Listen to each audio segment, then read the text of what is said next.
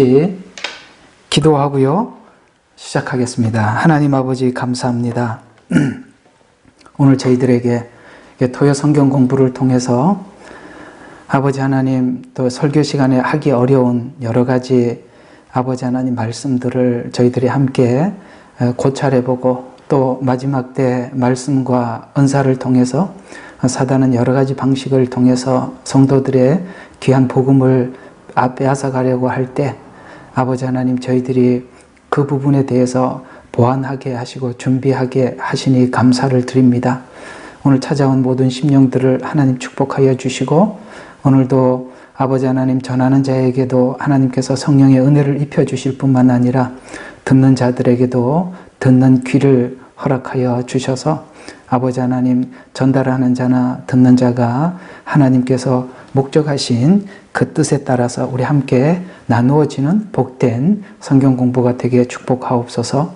예수님 이름으로 기도드렸습니다. 아멘. 반갑습니다. 예. 자, 오늘은 우리 고린도 전서 14장입니다. 26절에서 40절 좀 본문을 조금 길게 잡았습니다. 오늘 내용과 연관이 있어서 이 내용으로 예언의 은사를 우리 함께 두 번째 시간을 가져보도록 하겠습니다. 14장입니다. 26절부터 40절입니다. 제가 가지고 있는 것은 이게 말씀 보존학회에 있는 킹제임스 성경이라서 여러분들이 가지고 있는 성경과 조금 다를 수는 있습니다만 함께 들어주시면 되겠습니다. 제가 봉독해 드리죠. 26절부터입니다.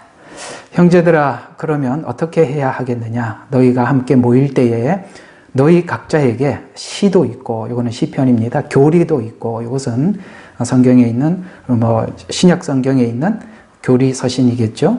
그 다음에 방언도 있답니다. 여기는 이제 앞에 시와 교리는 성경이고 방언, 계시, 통역 이런 것은 은사입니다. 자, 두 가지가 다 나오죠. 이게 모일 때 이게 다 있답니다. 말씀도 있고 은사도 있다 이런 이야기가 되는 것입니다. 계시도 있으며 통역도 있으니 모든 것을 왜 한다고요? 세우기 위하여 하라. 제가 좀 본문을 주석하면서 좀 읽어드릴게요. 세우려고 성경도 있고 은사도 있다. 이렇게 되는 것입니다. 자, 누가 알지 못하는 방언으로 말하려면 두 사람이나 많아도 세 사람이 차례로 하고 한 사람은 통역하라. 자, 방언이 본인이 통역을 못하면 다른 사람이 통역을 해주라. 이런 이야기가 되고요. 그러나 만일 통역하는 자가 없다면 교회에서는 조용히 하고 자신과 하나님께만 말해라. 아시겠어요? 그러니까 통역을 누가 해주지? 나는 못해. 근데 해주는 사람도 없어. 그러면 어떻게 하라고요? 통역하는 사람이 교회에서는 조용히 하고 공개적으로는 하지 말라는 겁니다. 그리고 자신과 하나님께만 말해라. 자기가 하나님께만 해라. 이거 공개적으로 하면 안 된다라는 이야기가 됩니다. 또 이제 예언이 나옵니다. 예언하는 사람은 둘이나 셋이서 말하고 다른 사람은 판단하라. 굉장히 중요한 겁니다. 이 밑줄을 꼭 쳐 두시기 바랍니다. 여러분, 예언은 몇 사람이 혼자 할 수 없습니다. 두 사람이나 세 사람이 말합니다. 만약에 두 사람과 세 사람이 함께 동시에 통역을 하는데 예언을 하는데 예언이 서로 충돌되면 그 예언 하나는 거짓입니다. 이렇게 되는 겁니다. 그래서 혼자 못하게 하는 겁니다. 아시겠죠? 혼자 자기가 옳다고 주장하는 건 맞지 않습니다. 왜냐하면 그 통역은 통역하는 사람에 의해서 제재를 받습니다. 오케이? 오늘 이런 거 배우겠습니다. 이게 굉장히 중요해요. 지금은요. 자, 판단하라. 먼저 하던 사람들은 잠잠해라. 너희는 모두 한 사람씩 예언할 수 있나니 혼자서 독점하지 마라. 당신 틀렸어. 내 말이 옳아. 이렇게 독점하지 마라. 아시겠습니까? 예언하는 사람이 충돌이 될 때 뭐 하라고요? 혼자 하지 마라. 그래서 곁에 먼저 하던 사람, 그래서 곁에 있던 30절, 그러나 곁에 앉아있는 다른 사람이 계시가 있거든 먼저 하던 사람은 잠잠해라. 오케이? 예, 내가 지금 막 예언을 하고 있는데 딴 사람이 이제 하나님 또 받아서 그 다음 이야기를 이어서 준단 말이에요. 그럼 앞에서 하던 사람들은 자기가 계속 하지 말고 왜 이렇게 하느냐면 나누어 주기 때문에 그래요. 하나님께서는 한 사람에게 통역을 예언을 안 시킵니다. 통역도 그렇습니다. 왜 그러냐면 이 예언이라는 것은 하나님이 주신 그대로 해야 되는데 사람들이 입을 통해서 하다 보니까 그 안에 자기 생각, 자기 감정이 섞여서 나가기 때문에 그 사람의 감정과 그 다음에 자기 생각이 섞여 나가는 것을 방지하기 위해서 하나님께서 나누어서 주는 거예요. 그만큼 하나님께서는 한 사람이 잘못될 수 있는 것에 대해서 이렇게 안전장치를 쳐놓은 겁니다. 자, 먼저 하던 사람 잠잠해라. 그래서 잠잠하지 않으면 그 사람은 자기 말을 하고 있는 것입니다. 잠잠하라 그랬는데 계속 하고 있다면 그건 자기 이야기를 관철시키려고 하는 것이죠. 그래서 너희 모두 한 사람씩 예언할 수 있나니 모두 배우게 하고 모두 위로받게 하려면 배운다. 위로. 자, 보세요. 예언의 근본 목적이 뭐라고요? 위로입니다. 격려지요. 여러분, 뭔가를 지적하는 게 예언이 아니라 예언을 통해서 사람이 격려를 받고 일어서게 만드는 게 목적입니다. 일어서는 것이 목적이에요. 위로. 아시겠어요? 자, 그래서 위로받게 하나니, 위로받게 하려면. 자, 예언하는 사람들의 영들은 예언하는 사람에게 복종한답니다. 굉장히 중요해요. 이것도 중요한 거예요. 줄을 쳐놓으세요. 예언하는 사람들의 영은 예언하는 사람들에게 복종하나니. 왜? 반드시 검증을 받아야 된다. 예언은. 자, 이는 성도들의 모든 교회에서와 같이 하나님은 혼란의 창시자가 아니라 화평의. 왜? 혼란해지니까. 한 사람이 하면. 혼란해지니까.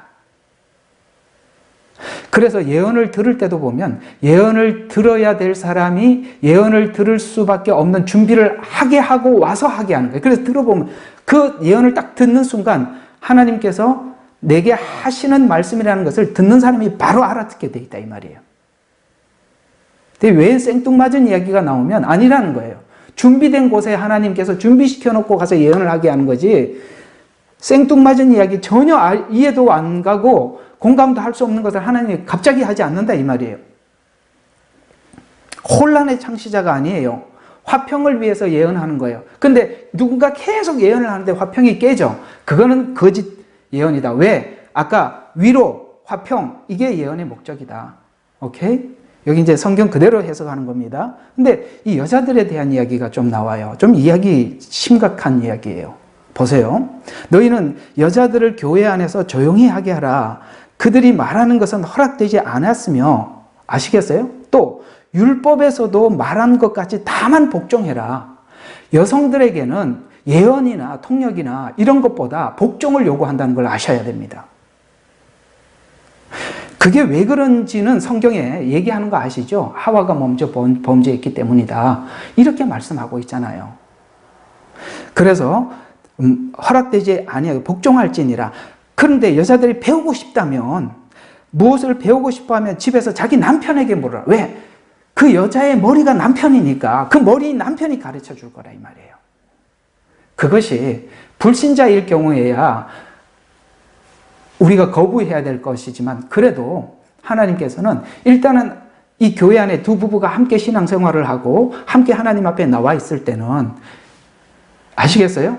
자기가 받은 거 교회에서 말하고 일단은 남자가 예언을 하고 남자가 뭘 하면은 그들에게 우선권을 줘라. 여자들은 일단은 잠잠해라. 뭐 알고 싶다면 질서, 왜 남편에게 들으라고 그러냐면은 교회의 질서는 목사를 통해서 하나님께서 질서를 세워가고 있고, 가정에서는 남편을 통해서 질서를 세웠기 때문에 그러는 거예요. 질서에 순응하라는 말의 의미가 이게 담겨 있는 겁니다.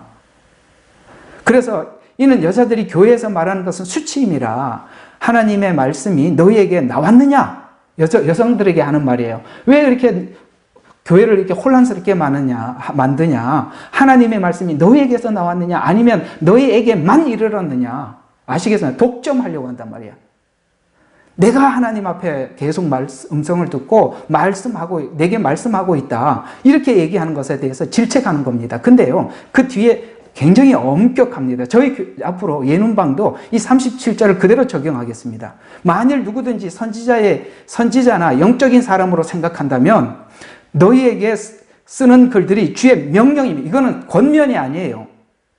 이게 적당하게 넘어갈 일이 아니고 품고 지나갈 일이 아니라 교회를 혼란하게 만드는 것에 대해서는 하나님의 선명한 명령이라는 것이에요. 이건 뭡니까? 하나님께서 양보 안 하겠다는 겁니다. 다른 거는 용서하고 기다려더라도 이거는 아니라는 거예요. 명령이라는 거예요. 혼란스럽게 만든다는 것은. 공부 잘 하셔야 됩니다, 이거. 그래서 이 은사 제가 할 게 너무 많다 그랬지 않습니까? 이 4개월도 아마 더 걸릴 것 같아요. 이 상태로 가면. 자, 명령임을 그러나 누구든지 무지하다면 무지한 대로 내버려둬. 그래서 얘기해봐야 모른다 이 말이에요. 자기가 지금 선지자로 생각하고 영적 이런 사람으로 생각하고 있는 사람들에게 아무리 얘기를 해도 알아듣지 못한단 말이에요. 왜냐하면 거기에 빠져있기 때문에. 그래서 뭐라 해요? 무지하면 무지한 대로 그냥 내버려두라니까. 반응하지 말라는 거예요. 엉터리로 많은 사람들 왜 묻고 왜 반응합니까? 가만히 두란 말이야. 무시한 대로 내버려둬라. 그러므로 형제들아, 예언하기를 열망하고 방언하기를 말하는 것은 금하지 마라. 왜? 그것이 하나님 앞에 순기능을 할 때는 너무나도 교회에 큰 유익이 있기 때문에. 그렇기 때문에 유익이 되는 만큼 반대쪽으로 가서는 굉장히 무익하다 이 말이에요. 이해가 가요? 우리 여러분들이 강력한 약들은 독을 통해서 만들어내는 거 아시죠? 독을 통해서. 그것이 약으로 만들어졌을 때는 우리에게는 엄청난 유익이 되지만은, 그러나 이게 약으로 쓰이지 않고 독 그대로 쓰이면 사람을 죽이는 거예요. 그러니까 이 독이라는 것이 죽이기도 하고 살리기도 하는 거예요. 방언과 예언은 교회에 굉장히 유익한 거예요. 그러나 이게 유익한 만큼 사단도 강력하게 쓴다는 것도 알아라. 자, 40절 여기도 줄 쳐놓으세요. 모든 일을 뭐 하라고요? 품위 있게 하고, 이렇게 싸우고 혼란스럽고 이렇게 안 한다 이 말이에요. 품위 있게 한단 말이에요. 그리고 질서 있게 하라. 이 말은 무슨 말이에요? 하나님이 세운 종, 하나님께서 세우신, 하나님이 임명한 그를 중심으로 해서 하나님께서 하신다는 거예요. 질서. 아시겠습니까? 은사보다 뭐가 우선이라고요? 질서가 우선이란 말이에요. 이것에 대해서 잘못 사용하는 사람들에게 주의 명령이다. 단호해야 되는 거예요. 자, 오늘 사실 이 고린도전서에 있는 이 예언의 은사 두 번째 강의는 제가 저번 주 토요일 날 하려고 준비를 해 두었던 것입니다. 오늘 이걸 이제 내용을 다시 한번 이렇게 쭉 읽어보면서 참 우리가 이 내용을 알아들을 수 있는 상황을 우리가 참 많이 한 주간 교육을 잘 받아왔구나. 왜냐하면 사실 저번 주 토요일 날 제가 강의를 하려고 할 때, 야, 이 뭐 하나도 알아듣지 못하는 이야기를 혼자 하고 끝내겠구나. 이런 생각이 들었어요. 이거 안 당해보면 모르는 일이니까. 그래서, 이거 경험이 없는 사람들이 이 말 알아듣겠나. 그래도 뭐 그냥 말은 하자. 이런 생각은 했었었는데, 우리가 다행히 이걸 좀 설명하는데 여러분들이 알아들을 수 있을 만큼, 공감할 만큼 하나님께서 그런 시간을 허락했다고 생각을 합니다. 오늘 제 이 강의를 듣고 난 이후에 나중에 그 예능방에 있는 그 올린 글들을 한번 쭉 읽어보면 도움이 되실 것입니다. 이 이야기가 무슨 이야기인지 안 읽어본 사람은 모르고 읽어보셔야 돼요. 보셔야 돼요. 그래야 압니다. 자, 일단은 좀 저에 대해서 좀 이 은사를 강의를 하면서 저분은 뭐 은사에 대해서 뭐 아는 게 있나 이런 생각을 하시는 것에 대해서 내가 좀 오해를 저의 해명을 좀 하기 위해서 좀 말씀을 드려보면, 저는 은사에 대해서 굉장히 인정하는 사람입니다. 전 말씀을 이렇게 전하기도 하지만 저는 이 은사에 대해서 굉장히 귀하게 여기는 사람입니다. 그 이유가 여러 가지가 있어요. 사실 선교지에서 하나님께서 예언을 주시지 않고 능력을 베풀지 않고 치유를 베풀지 않고 하나님께서 그때그때 뭔가를 알려주지 않으면 저는 수많은 낭패를 당했을 거예요. 그러나 하나님께서 앞에 무슨 일이 있으려고 할 때마다 하나님께서 늘 가르쳐 주셨고, 또 전혀 하나님을 알지 못하는 곳에서는 하나님께서 치유나 이런 역사들을 통해서 하나님께서 사람들에게 하나님 계심을 저희들의 기도를 통해서 사람들에게 또 이렇게 눈도 열어주시기도 하고, 이 은사가 없었더라면, 하나님께서 주셨던 이런 수많은 은사들이 없었더라면 정말 수없는 낭패스러운 일들을 참 많이 당했을 것입니다. 저는 사실 공안에 잡혀가서 여러 번 고생도 좀 했었습니다. 그때 하나님께서 주시는 어떤 음성들 때문에 제가 그 상황을 피해갈 수 있었어요. 그럴 만큼 뭐 음성에 대해서나 하나님 주신 마음에 대해서 저는 전혀 부인하지 않습니다. 굉장히 많이 겪었던 사람입니다. 그런데 이게 잘못 풀어졌을 때 얼마나 심각한지도 저는 잘 압니다. 그러니까 이런 것에 대해서 제가 지금 책을 보고 성경을 가지고 여러분들에게 강해를 하고는 있지만 실제 제게는 이런 일들이 많이 있었음에 대해서 알고 전한다라는 것 여러분 좀 아시고 함께 들어주시면 좋겠습니다. 보통 이 말씀에 대해서 이렇게 깊이 있는 분들은 은사에 대해서 상당히 부정하는 성향이 있는데 저는 그렇지 않습니다. 그러니까 이 내용은 뭣도 모르고 설명하는 거다 이렇게 생각하지 마시고 알고 설명하는 거니까 그렇게 여러분 함께 들어주시면 좋겠습니다. 자, 이 은사는 말씀을 혼란스럽게 만들어 놓을 수도 있어요. 이런 게 있습니다. 이 은사자라는 자들이 들어와서 자기는 하나님의 음성을 듣는다, 하나님의 마음은 이렇다, 막 그러면서 계속 사람들한테 전달하기도 하고, 때로는 막 사람들이 반박하고 아니라고 이야기를 하면은 갑자기 천사처럼 가장을 해갖고, 사랑합니다, 위로합니다, 당신의 편입니다. 이런 말에 속지 마세요. 얼마나 위장을 잘하는지 모릅니다. 가장에 끝내줍니다. 원래 사단이 가장의 대빵이죠. 근데 속는 사람은 자기가 거기에 대해서 확신을 가지고 그렇게 하는데 그건 하나님이 주신 게 아닙니다. 전 많이 알고 있습니다. 이런 거 굉장히 많이 겪었거든요. 절대 한마디 달콤한 말에 넘어가면 안 됩니다. 사단은 에덴 동산에서 끊임없이 아담과 하와에게 달콤한 말로 끝까지 유혹했다는 걸 잊지 마십시오. 그는 포기하지 않습니다. 선악과 따먹을 때까지 포기하지 않습니다. 그래서 이 은사는 지금까지 하나님 앞에 축적된 이 복음을 우리가 많이 도움을 받고 그리고 그 복음에 대해서 내 마음을 탁 주고 있을 때 이 은사가 와서 이게 이 사람이 거짓이네 뭐네 이렇게 해가지고 지금까지 들었던 말씀을 다 혼란스럽게 왜요? 아까 좀 말씀드리죠.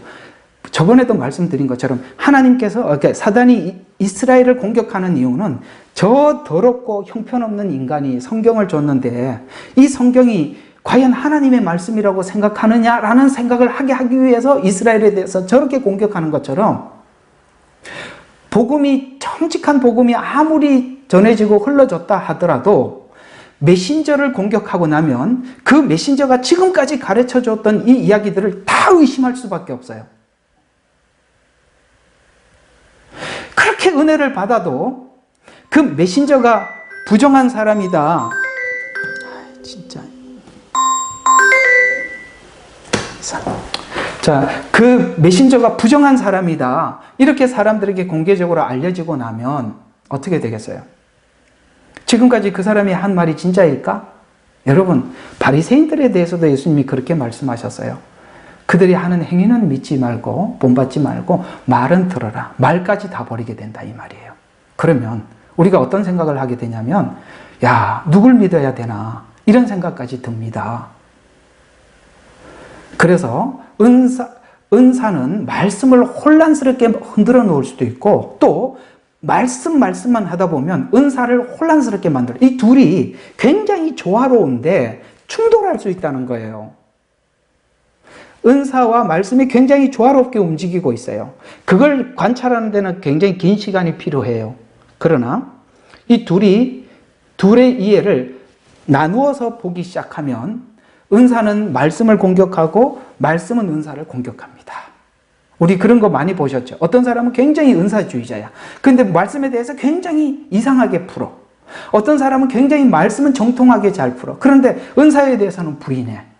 아시겠어요? 이 둘의 조화를 끊어놓으려고 하는 게 사단의 목적이다, 전략이다. 기억하시기 바랍니다. 이 둘은 매우 조화스러운 관계지 혼란스러운 관계는 아닙니다. 혼란에 빠지는 가장 큰 원인이 가장하기 때문입니다. 가장하면 사람들이 몰라요. 말을 보고 믿지 말라는 거예요. 사단은 굉장히 공격적이다가 갑자기 확 다른 사람으로 바뀌어버려요. 이 가장의 귀재입니다. 그렇기 때문에 일인데 뭡니까? 양의 탈을 쓰기도 하고 천사의 모습으로 가장한다고 성경은 말씀하고 있어요. 다 칼을 쓴다는 걸 아셔야 됩니다. 그래서 이 가장에 빠지면 안 돼요. 여러분, 우리가 그 사람이 하는 말이 일맥상통 처음부터 끝까지 동일한가 아니면은 순간순간 바뀌는 걸 보셔야 돼요. 순간순간 바뀌는 게 얼마나 무서운지 아세요? 그래서 사람들이 혼란스러운 거예요. 순간순간 바뀌니까. 저는 여기도 이렇게 많이들 참석하긴 했지만 이런 부분에 대해서 앞으로 가차없이 분명하게 양떼들을 보호하기 위해서 처리를 할 겁니다. 이런 사람들 여기 들어와서 절대 혼란스럽게 하지 못하도록 하겠습니다. 이것만큼은 내가 용서할 수 없어요. 또 성경에는 이렇게 말하고 있습니다. 형제가 죄를 범하면, 자, 우리는 이번에 어차피 우리 다 한 번은 입을 열어야 되는 이야기니까, 예, 그렇습니다. 제가 언제죠? 목요일 날 여러분들에게 형제가 죄를 범하면 이라는 제목을 가지고 갈라디아서 6장 말씀으로 여러분에게 전한 적이 있습니다. 그 뒷이야기들이 참 많아요. 그 사람의 정체에 대해서 알지 못해서는 가장된 무슨 회개다. 그건 하나님과 그 사람 문제예요. 우리가 재판장이 되려고 하니까 그 뒷이야기까지 이야기하는 거예요. 우리는 그렇게 얘기할 자격이 자기 자신을 돌아보면 아니라는 걸 아셔야 돼요. 성경에 말씀하고 있죠. 누가 형제를 판단하느냐. 그가 그렇게 말을 하고 우리도 용서받은 죄인으로서 우리가 성경에 말씀하신 대로 형제가 뭐 하거든 우리가 용서해주고, 아시겠습니까? 그렇게 하라고 그랬습니다. 그냥 성경이 그 얘기가 전부예요. 거기다 더 붙일 거 하나도 없어요. 그가 이렇든 저렇든 그건 그 사람과 하나님 문제예요. 우리는 성경대로 성경의 범주 안에서 하는 걸로 끝입니다. 더 이상 얘기하지 마세요. 혼란스러워집니다. 그걸 판단해서 우리에게 얻을 유익이 뭐가 있습니까? 아무것도 없습니다. 우리는 말씀대로 산다고 하면서 상황이 오면 전부 다 인간적으로 돌아가요. 그러지 마세요. 그 나머지는 하나님 문제입니다. 뒤에 어떻게 처리하든지 그가 하나님이 하실 것입니다. 그리고 특별히 하나님의 종은 하나님이 다루십니다. 우리가 함부로 얘기해서는 안 됩니다. 전 누구 편을 드는 게 아니라 성경대로 얘기하는 것입니다. 자, 복음이 제가 여러분들에게 끊임없이 지금까지 했던 일들은 복음이 말하는 방향성을 여러분들에게 굉장히 오랫동안 제시해 드렸습니다. 복음이 뭘 말하는지, 복음이 어떤 방향으로 흘러가고 있는지, 복음의 최종 목적이 어디고 도착지가 어디인지 제가 여러분들에게 엄청나게 많은 시간을 여러분들에게 계속 이 복음에 대해서 말씀을 드렸습니다. 그래서 복음이 말씀하는 방향을 알지 못하면 말씀도 은사도 잘못 쓸 확률이 높아요. 그건 복음이 복음답게 세워지게 하려고 말씀을 주시는 거고 복음이 복음답게 세워지게 하려고 은사를 주시는 거예요. 그런데 이 복음이 원하는 방향을 모르면 은사도 말씀도 자기를 위해서 쓰려고 할 때 사단이 쓴다 이 말이에요. 자기 과시용으로 쓰려고 할 때. 그래서 보통 보면은 말씀을 전할 때도 보면 자기 이야기가 자꾸 들어가고 자기 자랑이 들어가 있으면 이 사람은 위험한 사람이에요. 어쨌든 우리 차성 교사님이 회개는 했습니다만 그분 얘기 속에 보면 자기가 너무너무 들어가 있어요. 너무 불안했었어요. 저 양반은 모르는구나. 그래서 저는 여러분들도 동일하지만 전 목사인 저로는 하나님께 정말 평생 이 두 가지를 중요하게 생각하고 살아요. 하나는 뭐냐면 제 아내가 제게 하는 말, 그 충고에 대해서 그래도 들어보려고 애를 씁니다. 또 하나는 반드시 제가 어떤 실수를 범하거나 잘못된 어떤 행동을 할 때 저에게 충고해 줄 수 있는 동료, 친구 목사님들을 내 옆에다 꼭 두는 게 제가 평생 가지고 있는 마음의 각오입니다. 왜요? 그런 권면을 들을 기회가 없어요. 사람들에게 다 높아지고 사람들이 자기 시선을 자기 얼굴에 자기에 대해서 이렇게 시선이 머물고 집중하게 되면 사람들이 착각한단 말이에요. 사실 우리 차 목사님도 그런 착각에 빠져서 그게 참 불안했었는데 결국 이게 큰 문제가 되어서 세상에 알려지지 않습니까? 여러분에게도 그런 사람이 필요한데 여러분에게 가장 그걸 잘해줄 수 있는 사람이 저같이 여러분들에게 목자된 이 목자의 음성을 통해서 여러분들에게 끊임없이 하나님이 말씀을 하고 위로도 하고 충고도 하고 있지 않습니까? 이 말을 잘 들어야 돼. 굳이 다른 사람인데 들을 이유가 없어요. 하나님께서 목자를 통해서 계속 입을 통해서 말해주고 있는데 뭘 또 따로 들으러 갈 게 뭐가 있겠어요? 그걸 가슴 깊이 귀담아 들으면 다 자기 이야기고 자기 치료 문제고 자기 해결 문제들이지 않습니까? 그래서 방향을 알지 못하면 말씀도 은사도 잘못 쓸 확률이 높아요. 그 예는 예수님이 오셨을 때 여러분 그 예수님을 시험했던 사단을 보면 사단은 예수님을 시험할 때 말씀을 인용합니다. 맞지요? 말씀에 이르기를 이렇게 계속 말하잖아요. 그러면서 사단은 말씀을 사용하지만 그 말씀은 사실 예수님을 넘어뜨리기 위한 목적이고 그렇죠? 자기가 원하는 것을 이루기 위해서 예수님께 했던 말들이지 예수님은 이게 어디에서 근원이 목적이 뭔지 알고 우리로 말하면 분별의 은사예요. 하나님이 목적한 목적을 안다 이 말이에요. 예수님은 하나님이 목적한 목적을 예수님을 통해서 하시려고 하는 목적을 알았기 때문에 물리칠 수 있었어요. 하나님께서 예수님을 통해서 하시려고 했던 일이 뭐죠? 뭐죠? 바로 인류를 구원하는 일입니다. 성전 꼭대기에서 내려와봐라 이런 말들은 예수님 십자가에 못 박혔을 때 예수님께 뭐라고 했습니까? 십자가에서 내려와봐라. 그러면 내가 믿겠다. 네가 성전 꼭대기에서 뛰어내려봐. 사람들이 너를 영웅으로 메시아로 당장 받아들일 거야. 똑같은 이야기예요. 그러나 예수님은 자기 과실을 위해서 말씀을 사용하지도 않았고 예수님은 하나님께서 주신 목적대로 목적을 정확히 복음이 제시하고 있는 방향을 정확히 알고 있었기 때문에 그것이 무엇을 위해서 그렇게 들어왔는지 알고 정확하게 끊을 수 있었던 것입니다. 여러분과 저도 하나님의 말씀을 이용하려고 하면 우리는 사단이 목적하는 바에 휘둘리게 되지만 사단이 성경이 말씀하고 있는 목적지가 뭡니까? 자기를 부인하고 자기 십자가를 지고 주님을 따르려고 각오한다면 아시겠어요? 그걸 각오한다면 우리에게 편리를 주기를 원하고 아시겠어요? 자기 과시용으로 말씀을 써라, 은사도 써라 라고 하는데 단호하게 거부하겠죠. 왜 그걸 받아들입니까? 자기 과시를 위해서 말씀을 전하거나 자기 과시를 위해서 은사를 사용하게 되면 모든 것을 사단을 위해서 쓰게 된다. 근데 그게 은사기 때문에 거룩해 보이고 말씀이기 때문에 와 이거 하나님의 말씀인데 내가 함부로 거부할 수 있겠나라고 사람들이 속는다 이 말이에요. 영적 세계는 싸움이 치열하고 보이지 않게 굉장히 무서운 겁니다. 영혼을 두고 싸우는 거거든요. 여러분과 저의 영혼을 두고 싸우는 것입니다. 생명과 사망 앞에서 싸움이 일어나는 건데 그걸 함부로 우리가 여기고 함부로 대해서는 안 된다는 거예요.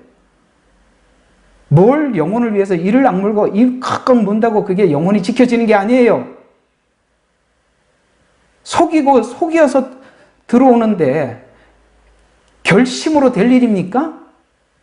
여러분 있잖아요. 이 결심이 강한 만큼 각오를 단단히 하는 만큼 잘못된 방향으로 가면 바울과 같이 기독교인들을 잡아 죽이는 열심을 내는 거예요. 각오를 한다고 되는 게 아니에요. 방향을 알아야죠. 하나님 주신 목적을 알아야죠. 그걸 모르고 각오만 하고 결심이 세지면 사람 죽이러 다니는 거예요. 모세가 40살 때 이스라엘 백성들을 구원코자 하는 열심은 있었지만 하나님이 어떤 방법으로 하는 줄 모르니까 사람 때려 죽이고 어떻게 합니까? 모래에 파묻고 힘으로 무력으로 하려고 하는 거 아닙니까? 결심은 단단한데 그 단단한 결심이 어느 쪽으로 가느냐 그건 다른 문제다 이 말이에요. 그게 분별이 없어서 그런 겁니다. 또 에덴 동산에서 하와는 말씀을 가지고 유혹하고 들어왔죠. 그러나 사단의 말을 받아들인 이유는 자신의 영광과 번영을 위해서 받아들임으로써 사단의 말을 들은 것입니다. 그래서 우리는 성경에서 말씀하고 있는 첫째 아담과 둘째 아담, 곧 에덴 동산에 있었던 아담과 예수님에 관한 이야기를 한번 귀담아 들을 필요가 있어요. 그것이 크게 성경에는 두 군데서 나와요. 로마서 5장, 고린도전서 15장. 이 두 군데서 나오거든요. 그 5장 12절과 21절 길지만 짧게 요약하면 이런 이야기입니다. 한 사람의 범죄로 모든 사람이 사망에 이른 것 같이 한 사람의 순종으로 은혜가 모든 사람에게 이르렀다. 여러분, 그게 포인트죠. 핵심이죠. 그런 것처럼 우리가 하나님의 말씀을 그대로 믿고 따름으로 인해서 마치 우리에게 순종으로 의가, 하나님의 은혜와 의가 임하였고, 한 사람의 불순종으로 뭡니까? 범죄에 이른 것은 둘이 하나님을 향한 마음가짐이 다른 거예요. 여러분, 이 두 길에서 내가 이 길로 갈 건가 저 길로 갈 건가는 내 발이 결정하는 게 아니라 내 마음이 정해진 대로 가는 거예요. 맞지요? 발은 결정할 권리가 없어요. 어디서 정해진 겁니까? 이미 마음에서 정해진 겁니다. 우리가 하나님 앞에 어떤 각오와 어떤 마음으로 예수 그리스도를 믿느냐에 따라서 우리가 갈 길은 정해져 있는 거예요. 우리가 발을 옮기는 것은 마음에서 나온 결과지 내 발이 그쪽을 선택한 게 아니라 이 말이죠. 여러분 공감하시죠? 우리 발이 선택한 거 아닙니다. 내 마음이 결정되어 있는 것이죠. 그래서 결국에는 우리가 하나님의 말씀을 따라서 순종하고 불순종한 결과가 뭐냐? 그게 고린도전서 15장 45절에 살려주는 영이 되었고, 하나는 아담의 영은 사망을 주는 영, 그러나 예수님의 영은 살려주는 영이 되었다라고 그 결과를 말해주는 것처럼 우리가 무엇을 따르느냐, 하나님 말씀에 어떻게 순종하느냐, 거기에 따라서 우리가 순종이 될 수도 있고 의가 될 수도 있고 사망에 이를 수도 있다. 그것이 구체적으로 첫째 아담이었던 에덴 동산의 아담과 둘째 아담이었던 예수님의 모습. 그래서 그래서 성경은 배열이 구약 성경 제일 앞에는 창세기가 있고, 창세기에는 아담이 범죄한 사건을 적나라하게 설명을 했다면, 신약 성경에서는 마태복음이 가장 먼저 등장을 하고, 4장에 가서는 예수님께서 4장 맞나요? 갑자기 헷갈리네요. 어쨌든 예수님께서 겟세마네 동산이 아니고 거기죠. 무슨 동산이에요? 예수님께서 금식 기도를 마치고 난 이후에 사단에게 유혹당했던 그 이야기를 기록하는 것입니다. 그래서 구약 성경은 실패한 아담의 이야기로부터 시작해서 말라기까지 가고, 그 다음에 신약 성경은 하나님의 말씀에 순종했던, 그것을 분별하고 거부했던 그것을 통해서 계시록까지 가는데, 실상은 성경은 뭘 설명하고자 싶어 하는 거냐면, 아담이 실패한 이유가 뭐냐, 왜 예수님은 그 사단의 유혹에 자기를 지킬 수 있었느냐라는 부분들은 그 뒷부분들을 설명을 통해서 계속하고 있는 것입니다. 여러분, 실패의 연속은 우리 마음의 결정에 의해서 이미 정해져 있는 것입니다. 어느 날 사단이 그런 게 아니에요. 야고보서에서 뭐라고 말했습니까? 하나님은 우리를 시험하지 않는다고 했습니다. 맞지요? 하나님은 우리를 시험하지 않아요. 그런데 우리가 시험을 당하는 이유가 뭐라 그랬습니까? 우리 마음의 욕심과 정욕에 이끌렸기 때문에, 그렇죠? 시험을 당했다고 말하고 있어요. 근데 그걸 우리가 사단이라고 핑계를 대고 있어요. 아니요, 사단은 그걸 끄집어낸 것에 불과한 거고, 우리는 이미 있었던 것입니다. 결국 말씀과 은사는 무엇을 위해서 쓰느냐? 그럼 우리가 이런 생각을 한번 하게 되는데, 말은 정확해 보이는데 어떻게 분별을? 그러니까 이게 아까 말씀했잖아요. 아까 말씀드린 것처럼 우리가 시험을 받는 게 뭐죠? 우리 정욕과 욕심 때문에 시험을 받는다고 했죠? 그러면 우리는 무엇 때문에 자꾸 사단의 역사와 하나님의 역사를 잘 구분을 못하느냐면, 사단의 말이 천사의 말과 같기 때문에 구별을 못하는 거예요. 은사를 쭉 설명을 하다가 고린도전서 13장에 사랑장으로 딱 들어가서 가장 먼저 나오는 게 뭡니까? 천사의 말을 할지라도, 이 말을 할지라도라고 말하는 이 말을 할지라도라고 말하는 이 말은 말의 은사를 이야기하는 겁니다. 오늘 이 말의 은사를 좀 설명을 하도록 할게요. 말의 은사. 자, 오늘 금방 읽었던 고린도전서 14장에 있는 예언, 방언, 이건 다 뭐지요? 말의 은사들이에요. 여러분, 우리가 말 가지고 결론을 내리면 안 된다 이 말이에요. 말은 얼마든지 그럴듯하게 할 수도 있고, 말은 얼마든지 유창하고 천사처럼 위장할 수 있어요. 그래서 천사의 말을 할지라도 사랑이 없으면 아무것도 아니요라고 나온 것입니다. 말은, 그래서 우리가 말에 속지 말라 이 말이에요. 그래서 말은 정확해 보이고 분명해 보이고 굉장히 우리를 사랑하는 것 같이 보이는데, 우리가 그러면 그 말 가지고 어떻게 분별할 수 있습니까? 라고 질문을 했을 때 성경은 이렇게 대답하고 있어요. 너는 그 말을 보지 말고 그 열매를 봐라. 기다리라는 거예요.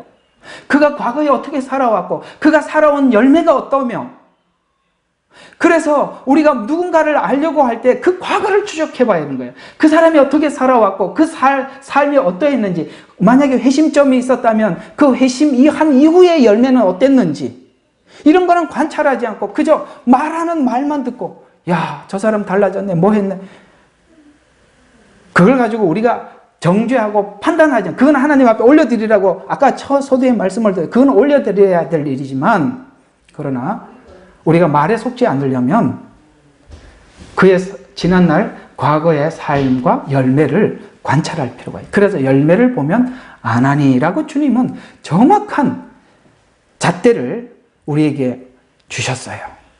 보셔야 돼요. 요즘은 참 좋은 세상이 뭐냐면, 누가 누군지 알고 싶으면 요새는 유튜브 검색을 잘하는 분들은 금방 찾아내요. 난 그걸 못하겠어요. 누가 좀 찾아줘야 알겠어요. 근데 요즘은 그냥 찾아도 어떻게 구석에 숨어 있는 것도 그렇게 잘 찾아내는지, 난 그게 참 배우고 싶어요. 잘 찾는 여러분, 그런 걸 좀 찾으셔서 그저 지금 하는 말만 듣지 마시고, 그가 어떻게 살아왔는지, 그의 삶에 어떤 열매가 있었는지, 그를 만난 사람들이 어떤 회복이 있었는지, 어떻게 감사하고 있는지 아시겠어요? 그것 좀 관찰해 보세요. 예? 그냥 하는 말만 속지 말고. 보통 보면 참 답답한 게 뭐냐면 말 보고 속는 거예요. 자, 은사와 말씀은 같은 역할을 합니다. 말씀은 고난이 있어요. 그러나 이 말씀에는 고난을 이야기를 하고 있지만 그 결과가 아름다울 것이라고 얘기를 하고 있어요. 맞죠? 고난이 있을 것이다 라고 말하고 있습니다. 그러나 말씀의 결론은 뭐예요? 아름다울 것이다. 예언서가 그렇고 요한계시록도 다 그렇습니다. 고난이 있을 것이다. 그러나 그 결과는 아름답다. 예를 들어서 이런 거죠. 계시록은 예수님의 모습을 가장 앞쪽에 1장에 예수님의 모습을 쫙 설명해 주죠. 우리가 만날 예수님이 이런 분이라고 쫙 소개해 주고 있어요. 그리고 7 교회에 대한 잘못된 점을 지적해 주고 있어요. 그리고 그걸 고치기 위해서는 고난이 있을 거라고 말을 해 주고 있어요. 그 고난을 지적하는 게 목적이 아니라 이 잘못된 점을 지적하고 회개하고 회복할 때 아름다운 결과가 있을 것이다 라고 4장 5장에는 천상의 예배를 설명하고 있어요. 너희들이 이것을 승리하고 올라왔을 때 하나님께서 기다리는 이 천상에서 하나님 앞에 이런 예배를 드리게 될 날이 올 거야. 뭐 어때요? 고난을 말하고 있지만 회복의 그 아름다움을 말해주고 있잖아요. 그리고 이것이 그냥 4, 5장에서 끝나는 게 아니라 19장, 20장, 21장, 22장에 마지막 하나님의 천상의 모습을 우리에게 더 정확하게 그려줌으로 인해서 중간에 있을 이 고난에 대해서 걱정하지 마라. 마지막 결과는 이럴 것이다. 이것만 딱 붙잡으면 되는데 왜 이걸 안 붙잡고 어떻게 해야 돼요? 어떻게 돼요? 휴가 안 받으면 어떻게 돼요? 벌벌벌 이렇게 때려 두려움을 사로잡아서 뭐 하겠다는 거예요? 여러분 주머니 털기 위해서 그러는 거예요. 두고 보세요. 나쁜 사람들이에요.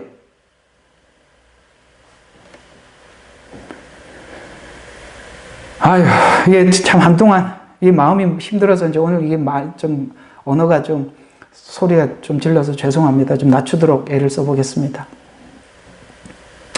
그래서 은사와 말씀도 성도들을 회복하고 일어나게 하고 위로하기 위해서 하는 목적이지 두려움에 휩싸이게 해서 영혼을 사로잡으려 하는 것이 목적이 아니에요. 또 은사는 교회에 세우신 질서에 맞게 사용하려 준 것이지, 이 질서라는 말은 하나님께서 그 교회를 세우고 그 목자를 세웠을 때는 그 목자를 통해서 할 일이 있다는 거예요. 그게 질서라는 말이에요. 아시겠어요? 예눈방 교회는 예눈방 교회가 할 일이 있어서 세운 거고, 아시겠어요? 주생명 선교교회도 하나님께서 할 일이 있어서 제게 다 가르쳐 줬다고요. 그 질서 안에서 일어나는 일들이지. 아시겠어요? 그 질서 안에서 일어나는 일들이지, 그 질서로 벗어나는 것은 하나님께서 이 교회에 세운 목적이 있는데 그 다른 목적이 들어올 수 없다 이 말이에요. 그게 질서예요. 아까 여기 고린도전서 14장 40절에 뭐라고 얘기했어요? 모든 일을 품위 있게 하고 이렇게 막 싸우고 이렇게 안 한다 이 말이에요. 그리고 질서는 하나님이 세운 그 교회의 목적, 거기 질서 있게 해라. 우리 질서하고 안 맞으면 나가면 되는 거예요. 아니 뭘 뒤집으러 온 거예요? 그래서 그런 부분은 연약한 것은 우리가 얼마든지 기다려주고 참아줄 수 있습니다만 그 양떼들을 이렇게 혼란스럽게 하는 건 절대 용납할 수 없어요. 그래서 분열이 아니라 연합을 목적으로 하는 은사는 사용되기 때문에 질서에 순응하는 거예요. 그래서 질서에 순응하지 않는 분들은 제가 정확하게 처리하겠습니다. 이건 농담 아닙니다. 이 분노는 저의 분노가 아니에요. 그건 하나님의 분노예요.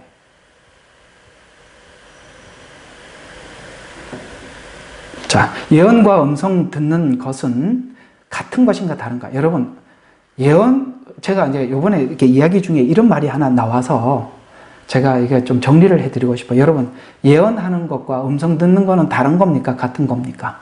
여러분 한번 생각해 보셨어요? 누군가가 질문을 올렸던데 음성 듣는 거하고 예언하는 거는 같아요? 달라요? 같지요.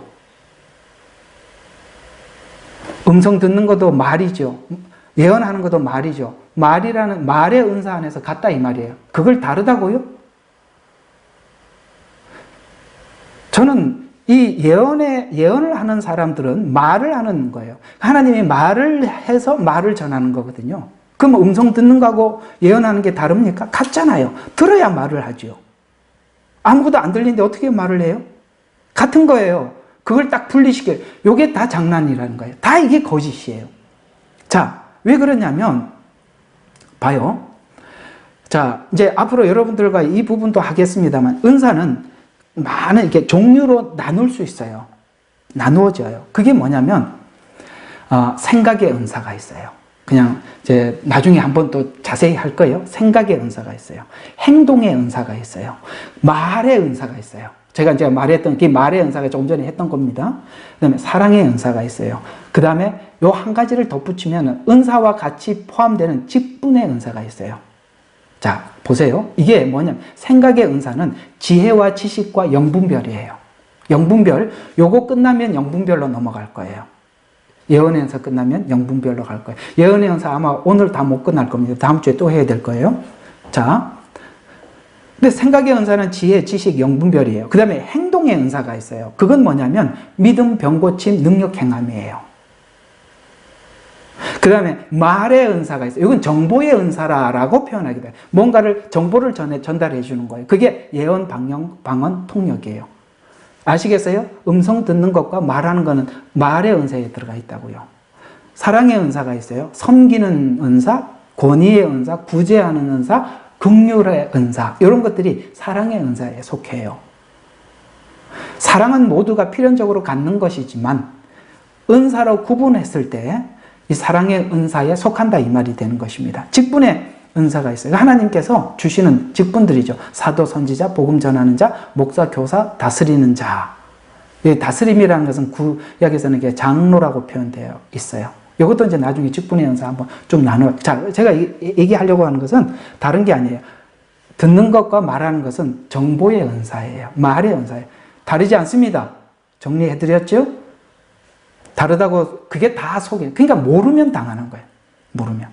그래서 은사들은 서로 연결되어 있어요. 이런 은사들이 따로따로 노는 게 생각의 은사대로 따로 노는 게 아니고 행동의 은사가 따로 말의 은사 막 이게 자기 마음대로 막 움직이는 팔이 막 움직이는 게 아니라 오른팔과 왼팔은 굉장히 친밀하면서도 다르면서도 협력하죠. 다르면서 협력해요. 그렇죠? 오른팔이 뭔가를 들어서 무거우면 왼팔이 도와주죠? 같은 목적을 가지고 이 둘이 사용되듯이 생각의 은사, 행동의 은사, 말의 은사, 권위의 은사, 사랑의 은사, 직분 이런 것들이 따로 노는 게 아니라 같이 협력을 한다라는 이야기가 되는 것입니다. 그래서 은사들은 서로 연결되어 있으면서 잘 들어요. 통제하고 분별하도록 되어 있어요. 왜요? 아까 말씀드린 은사라는 것이 교회에 큰 유익을 주기 때문에 어떻게 한다고요? 사단이 타고 들어올 수 있어요. 말씀이 굉장히 중요하기 때문에 사단이 파고 들어오죠. 그래서 연결되어 있으면서도 서로 통제하고 분별하도록 혼자서 독단적으로 주장하지 않는다 이 말이에요. 그래서 통제와 분별은 세우신 직분으로 분별하는 거예요. 하나님께서 이 모든 것을 통제하기 위해서 목사를 세워둔 거라 이 말이에요. 통제하기 위해서 목사는 설교만 하는 사람이 아니라 그래서 영분별의 은사는 영분별의 은사로 영분별을 하는 것입니다. 영분별의 은사는 뭐 영적으로 분별 이런 얘기도 함부로 쓰는데 영분별의 은사는 영분별의 은사가 분별하는. 자, 그래서 오늘 이 예를 좀 들어보겠습니다. 자, 첫째로 초자연적으로 분별하는 경우도 있어요. 초자연적으로. 그게 사도행전 5장 1절과 3절에 보면 사도 베드로는 아나니아 삽비라의 마음에 거짓말하는 영을 보았어요. 그걸 알았습니다. 아셨어요? 그게 사도행전 5장 이야기예요. 은사를 보려면 실제 은사가 어떻게 사용되었는지 그걸 어떻게 통제해 가고 있는지를 보셔야 되는 거예요. 그게 사도행전 5장에 보면 이게 대표적으로 베드로가 봤던 아나니아 삽비라 마음속에 있는 영을 본 겁니다. 그 거짓의 영을 본 거거든요. 근데 잘 봐요. 이 사도행전 5장 1, 2절을 보면 이들이 가지고 있었던 이 동기는 누구도 분별할 수 없었어요. 우리 사도행전으로 가봅시다. 5장. 보면서 읽어보는 게, 확인해 보는 게 좋겠죠? 이거 행동을 보면 누구도 구분을 못해요. 자, 5장 1절. 한편 아나니아라고 하는 어떤 사람은 자기 아내 삽비라와 함께 자기 소유를 팔아 그 대금의 일부를 감추니 그의 아내도 그 일을 알더라. 그런데 얼마를 가져와 사도들의 발 앞에 놓더라. 여러분 1, 2절을 보세요. 이걸 누가 분별할 수 있겠어요? 못하지요. 근데 하나님께서 베드로에게 가르쳐 줬어요. 왜 베드로에게 가르쳐 준지 설명해 드릴게요. 다른 사람은 못 봤어요. 베드로는 사도기 때문에, 여러분 그게 아니에요. 사도기 때문에 그랬다. 아니에요. 베드로는 은사가 많았기 때문에 그것도 아니에요. 이유가 있어요. 왜 베드로에게 설명해 줬는지 좀 이따 설명해요. 그 다음에 3절에 보니까 그러자 베드로가 말하기를 아나니아야 어찌하여 사단이 내 마음에 가득 채워 하나님 성령께 거짓말. 이 거짓말을 누구에게 하고 있다고요? 지금 베드로에게 하고 있지만 누구에게 하고 있다고 그럽니까? 성령께 거짓말하고 있다라고 말하는 겁니다. 그거는 영적으로 깊이 있게 하나님께서 보여주지 않으면 알 수 없었던 일이에요. 여러분 사람들이 모두 다 자기 소유를 팔아갖고 가난한 사람들에게 나눠주는 일이 앞에 있었단 말이에요. 그러니까 그 중에 한 사람으로 합류해서 함께 아나니아 삽비라가 자기 소유를 팔아서 베드로 발 앞에 뒀어요. 그러면 다른 사람들이 볼 때 다른 사람이 하듯이 그렇게 했겠지라고 생각을 하지, 지금 그들이 거짓말을 하고 있다는 것은 아무도 눈치채지 못했던 거예요. 그런데 3절에 보니까 성령께 거짓말한 것을 지적하면서 거짓말하는 자를 통해서 온 교회가 두려움이 쌓였더라. 경계하더라. 왜 그랬을까요? 지금 제2, 제3의 아나니아 삽비라가 막 생기려고 하는 중이라 이 말이에요. 왜요? 왜 이들은 자꾸 이 아나니아 제2, 3의 아나니아 삽비라가 생길까요? 기본적으로 사람들이 그렇게 하니까 자기도 그 소유를 팔아서 사도들의 발 앞에 둠으로 인해서 어떻게 하려고요? 사람들에게 자기 과시. 그러면 이 자기 과시로 헌금을 하게 되면 나중에, 잘 들어봐요. 나중에, 여러분, 우리가 교회 가보면 이 장로님들 중에 이런 분들이 계시잖아요. 나 창립 멤버야. 나 이 교회를 세울 때 뭘 했어? 그러므로 이렇게 하는 거야. 이런 사람들이 생기기, 그게 아나니아 삽비라가 시작점이라 이 말이에요. 여러분, 이걸 하나님이 가만히 둬야 되겠습니까? 교회가 얼마나 혼란스러워지게 하고 훗날 어떻게 되겠어요? 그래서 하나님께서 아예 처음부터 그 싹수를 잘라서 이 교회의 순수성을 유지하려고 했던 겁니다. 우리는 교회 안에 이 아나니아 삽비라들이 지금 자리를 잡고 장로가 되어 앉아있다 이 말이에요. 그러면 이들이 지금 내가 누군데 내가 이런 얘기 얼마나 하고 앉아있어요? 그러면 그게 장로교회예요? 하나님 교회예요? 그 장로님 교회가 된다 이 말이에요. 아나니아 삽비라가 이게 아무것도 아닌 것 같아도 훗날 무슨 결과를 맺을지 눈에 들어오시나요? 감이 잡히시죠? 그래서 하나님께서 아예 그걸 이 교회의 거룩함을 유지하기 위해서 이렇게 아나니아 삽비라를 정리한 것입니다. 그래서 자기 인정에 목마른 사람들이 나타나면 그들이 훗날 교회 주인이 되기 때문입니다. 또 하나, 베드로에게 알려주신 이유가 뭐냐면 하나님께서 이 예루살렘 교회의 치리자로 베드로를 세웠기 때문에 베드로에게 알려준 겁니다. 근데 우리가 이렇게 생각해요. 교회에 어떤 성도들이 목사님이 이런 게 하나님이 나에게 보여줬어요. 아무개 전도사는 저래요. 저 권사님은 이래요. 나 하나님 앞에 이렇게 봤어요. 여러분, 기본적으로 하나님이 그렇게 안 가르쳐 준다고요. 그 사람을 그 교회의 치리자로 세웠나요? 그 양떼들을 보호하기 위해서 하나님께서 직분을 주셔서 세웠기 때문에 그 양떼들을 앞으로 이 교회가 제2, 제3의 아나니아 삽비라가 나오는 문제를 하나님께서 미리 처단하기 위해서. 아시겠어요? 그래서 하나님께서 치리자로 세웠기 때문에 베드로에게 가르쳐 준 거예요.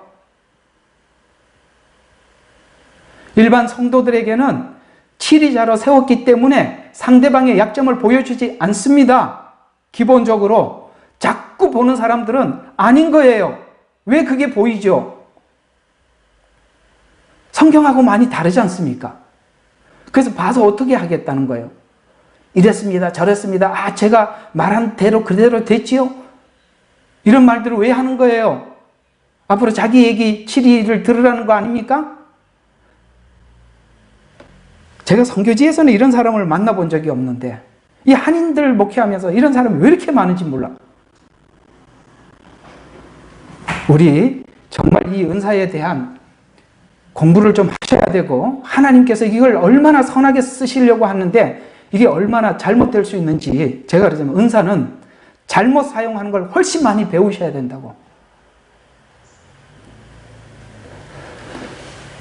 베드로에게 알려준 이유는 교회의 치리자로 세웠기 때문에 그 교회의 치리를 위해서 알려주신 것입니다. 또 하나, 거짓말하는 영의 본질은 자신을 드러내기 위해서 상황에 따라서 때로는 거룩한 천사처럼 상황에 따라서 하나님이 세운 질서를 막 파괴시키고 그러다가 또 사람들이 자기 편이 안 들 것 같으면 또 좋은 말로 막 정말 아유 진짜 내가 아주 질렸으니까 제발 이제 저한테 그런 거 하지 마. 저는 많이 봤습니다. 예, 많이 겪었으니까 절대 하는 말 가지고 그 밑에다가 뭐 무슨 좋아요는 왜 붙여요?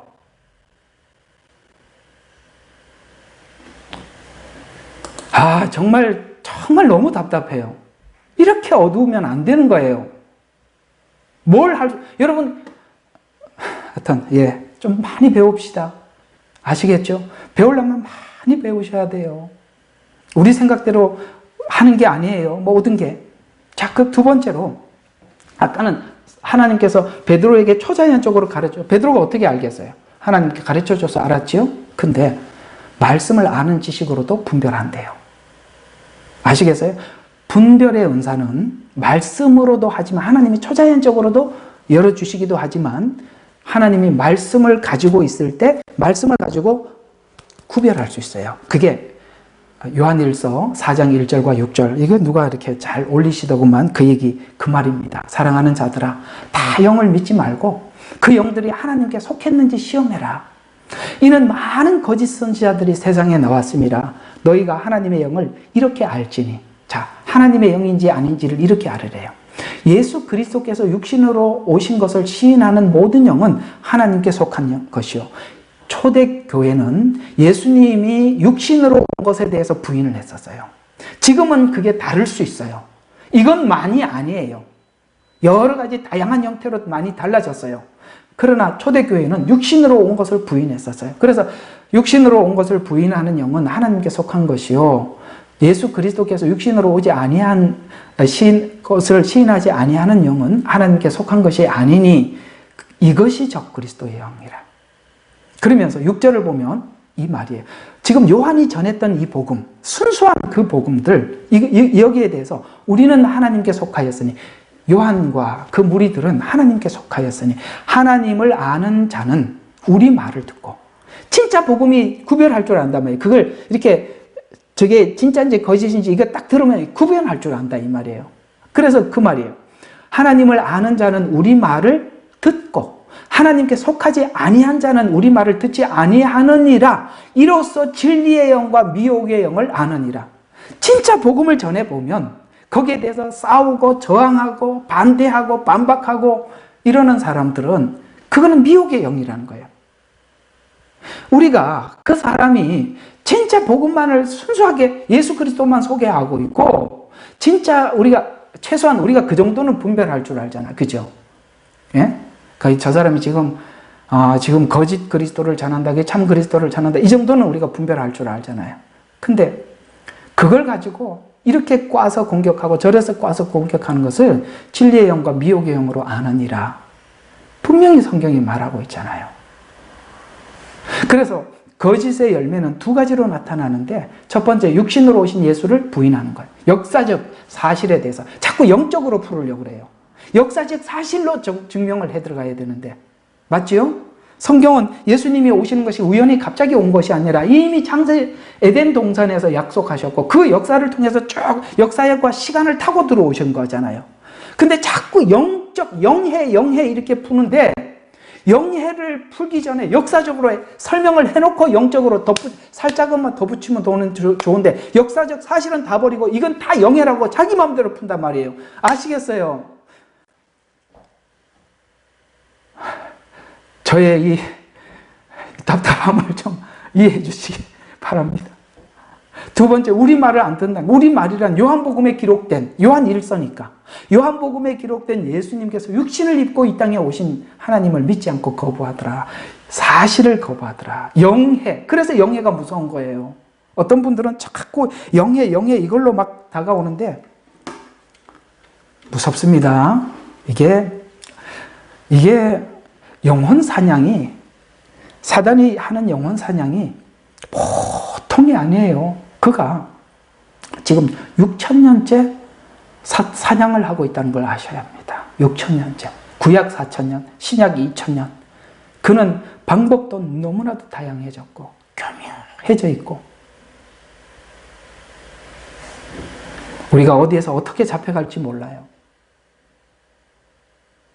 정신 바짝 차리라는 말은 정답이기도 하지만 정신 바짝 차리려면 알아야 차리죠. 정신만 바짝 차리면 무조건 다 되는 게 아니라.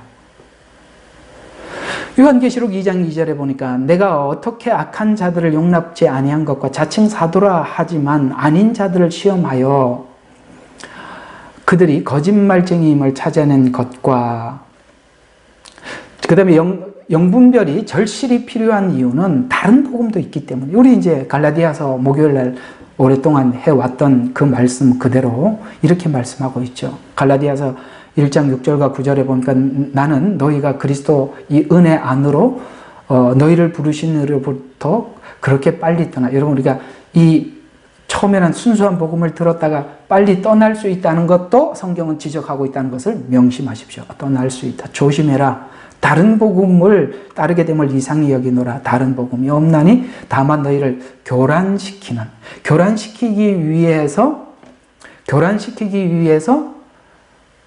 다른 복음을 전해. 그래서 교란이라는 얘기는 뭐냐면, 진짜 복음을 딱 전해놨는데 다른 걸 막 전함으로 인해서 그 처음에 들었던 복음이 자꾸 의심이 가고 확신을 자꾸 잃게 만드는 거예요. 그게 교란 작전이에요. 우리가 전쟁을 해도 교란이라는 작전을 쓰지 않습니까? 상대방들이, 그죠? 상대방이 교란 작전을 써요. 그래서 적과 아군을 구분하지 못하게 하는 거죠. 그래서 교란시킨다는 거예요. 어떤 사람들이 있어서 그들이 그리스도의 복음을 변개시키는 거예요. 변개. 그러나 우리뿐만 아니라 하늘에 온 천사라고 해도, 그가 천사의 말을 하더라도, 아시겠어요? 천사라고 해도 우리가 너희에게 전한 것 외에 다른 복음을 전하면 그는 저주를 받으리라. 우리가 전에도 말한 것 같이 지금도 내가 다시 말하노니 누구든지 너희가 받은 것 외에 다른 복음을 전한다면 그는 저주를 받으리라. 요걸 진짜 복음을 전하는 자도 쓰고 거짓 복음을 전하는 자들도 이 말씀을 인용한다는 걸 아셔야 합니다. 그래서 뭐라고 이야기하느냐? 자기가 전하는 복음이 진짜 복음이고 저 사람의 말은 거짓 복음이고 나는 참 영이고 저는 거짓 영이다. 내가 말하는 예수는 진짜 예수고 저는 거짓이다. 이렇게 서로 이 구조를 가지고 싸우는 겁니다. 이런 말을 한다고 해서 그가 진짜가 아닙니다. 근데 원래 전한 복음으로 떠난 것을, 내가 지금 원래 전했던 복음을 가지고 있는지, 그걸 떠났는지를 뭘로 확인하라고요? 그 사람에게 배우면 배울수록, 이렇게 되느냐 저렇게 되느냐, 그 두 가지 구분법, 우리 갈라디아서 5장에서 설명을 했었죠. 성령의 열매 한번 봅시다. 여러분 누구인데 배웠어요. 그런데 배운 그 사람을 배우면 배울수록 내 안에 하나님을 향한 사랑이, 그 다음에 내 마음속에 하나님을 향한 기쁨이, 그 다음에 이웃과의 화평이, 내가 뭐 어떤 사건 앞에서 참을 수 있는 힘이, 그 다음에 상대를 향해서 친절한 언어를 쓴 거, 그 다음에 내 마음속에 선한 동기가 올라오는 거, 하나님을 향해서 믿음이 더 생기고, 또 내 마음속에 상대방을 향해서 용서하는 온유한 마음이 생기고, 아시겠어요? 내가 내 자신을 육체의 욕망과 절제를, 그것을 절제하는 것, 이런 것들이 생기느냐. 그래서 여러분들이 누구인데 배우면 배울수록 나는 정말 하나님의 사랑에 져가고 사람들이 화평하고 내가 참아지고 정말 이렇게 막 사람들 막 했는데 내가 이렇게 친절해지고, 아시겠어요? 온유해지고, 뭘 이렇게 내가 할 말도 그 상대방을 위해서 절제하고 이렇게 돼가고 있다면 여러분들 진짜 제대로 배우는 거고, 난 그 사람인데 배우면 배울수록 막 더러운 것, 음욕, 우상숭배, 막 사람들이 원수 맺고 막 다투고 싸우고 질투하고 분노하고 이단, 분열 가져오고 막 시기하고 막 아시겠어요? 이걸 보고 알아가. 여러분들 배우면 배울수록 이 둘 중에 누군가에게 배웠다고 합시다. 근데 배우면 배울수록 갈라디아서 5장에 있는 성령의 열매가 계속 내 삶에 자리 잡습니까? 아니면 그 사람인데 배우면 배울수록 싸워야 돼, 죽여야 돼, 저거 싸워야 돼, 저놈하고 이겨먹어야 돼, 저놈은 틀렸어, 끝까지 이를 악물고 싸우는데 이렇게 아주 이상한 용사가 돼가고 있습니까? 간단하잖아요. 이런 것만 봐도 우리가 그 누군가에게 배웠을 때 어떻게 열매를 맺는지 그것만 봐도, 내 안에 무슨 열매를 맺는지만 봐도 내가 이게 지금 참복음을 받고 있는 것인지 거짓 영에 의한 거짓 복음을 받고 있는지 보잖아요. 근데 누군가가, 형제가 죄를 범하면 사람들이 이 갈라디아서 5장 19절과 21절처럼 이런 사람들이 더 많아. 지금 뭐예요? 우리가 지금 이 가르침이 상당히 문제가 많다는 거예요. 성경에서는 기본적으로 이렇게 얘기를 하고 있어요. 야, 형제 안에 문제가 있더라도 그걸 어떻게 세상 법정에게 가지고 가서 사람들에게 판단을 받으려고 하느냐. 우리가 그런 거 하나 해결할 만한 그런 능력이 없냐? 우리가 어떻게 세상 법정에서 우리가 하나님 그리스도의 사람들이냐, 이걸 가지고 그런 쪽으로 이거 보세요. 아니지 않습니까? 그건 하나님과 그 사람의 문제라고 맡기고 끝내야지. 왜 그걸 우리가 하려고 합니까? 벌써 보세요. 다르지 않습니까? 예? 그 뒤에 있는 육체의 열매, 이게 통쾌하죠? 왜? 내 성질도 다 낼 수 있고 다 할 수 있지만, 그러나 여러분 그걸 아셔야 돼요. 이렇게 해결하고 나면 여러분 자신이 다음에 더 악해져 있다는 걸 아셔야 돼요. 점점 해결할 수 없는, 고칠 수 없는 사람이 되어간다 이 말이에요. 여러분 자신을 위해서라도 용서하고 여러분 자신을 위해서라도 상대를 향해서 온유하셔야 그 다음 단계에 가서 그 다음에서도 여러분들이 싸움을 싸울 수 있는데, 앞에서 이렇게 싸우면 투쟁하고 분열하고 시기하고 질투하고 분노하고 속은 시원하겠죠. 그러나 십자가는 지워져 간다는 걸 아셔야 합니다. 십자가는 지워져 간다고요. 내 안에 있는 그리스도는 사라져 간다고요. 왜 하나님께서 그렇게 선하게 해결하라고 했는지 아시겠습니까? 우리 자신을 위해서 그렇게 하신 거예요. 그리고 특히 말세에 일어날 현상 중 복음에서 떠나 미혹의 영에 사로잡히는 일이 많을 것을 성경은 예언하기 때문입니다. 더욱 그러하다. 미혹에 대해서 앞으로 우리가 생방송을 앞으로 이제 미혹에 대해서 한번 쭉 할 거예요. 누가 미혹을 받기 쉬운 건가? 미혹의 방법은 어떤 것이 있는가? 그런 것도 다루고 다음번에는 이단도 다루겠습니다. 왜 이단에 사람들이 넘어가는가? 앞에 미혹을 다루고 나면 이단을 우리가 설명하기가 편하기 때문에 이런 거 다 할 거예요. 왜? 성경은 이런 걸 경고하고 있기 때문에 그래요. 디모데후서 4장 3절과 4절 이것 때문에 우리가 반드시 다뤄야 된다는 거예요. 여기 이렇게 말하고 있어요. 때가 이르리니 사람들이 건전한 교리를 견디지 못하고, 아시겠습니까? 이 성경 그대로 믿는 믿음에 대해서. 왜냐하면 사랑이 식어지거든요. 마지막 때 사랑이 식어지거든요. 사랑이 식어지기 때문에 우리 인간의 마음속에는 자연스럽게 분노가 일어나는 거예요. 분노가 일어나서 이런 일들이 생기는 거예요. 그래서 이렇게 얘기해요. 건전한 교리, 이렇게 하나님 앞에 이렇게 살아라는 이런 말들에 대해서 견디지 못해요. 그들 자신의 정욕에 따라 가려운 길을 즐겁게 해줄 선생, 자기 만족을 위한 설교를 들으러 간다. 그러면 이 자기 만족을 위해서 설교를 듣기 위해서 오는 사람들을 다 기다리고 있다 이 말이에요. 가짜가, 거짓 복음을 전하는 자가 기다리고 있다. 그래서 즐겁게 해줄 선생을 많이 두리라. 사람들이 찾아갈 거고 기다리고 있다는 거예요. 그래서 또한 그들의 귀를 진리에서 돌이켜 꾸며낸 이야기, 신화 혹은 말을 만들어내고 자기 마음대로 성경을 해석하는, 그래서 꾸며낸 이야기로 돌리리라. 그래서 우리는 이 마지막 때 미혹에 대해서 성경은 경고하고 있기 때문에 우리는 여기에 대해서 충분히 준비할 시간이 필요한 것입니다.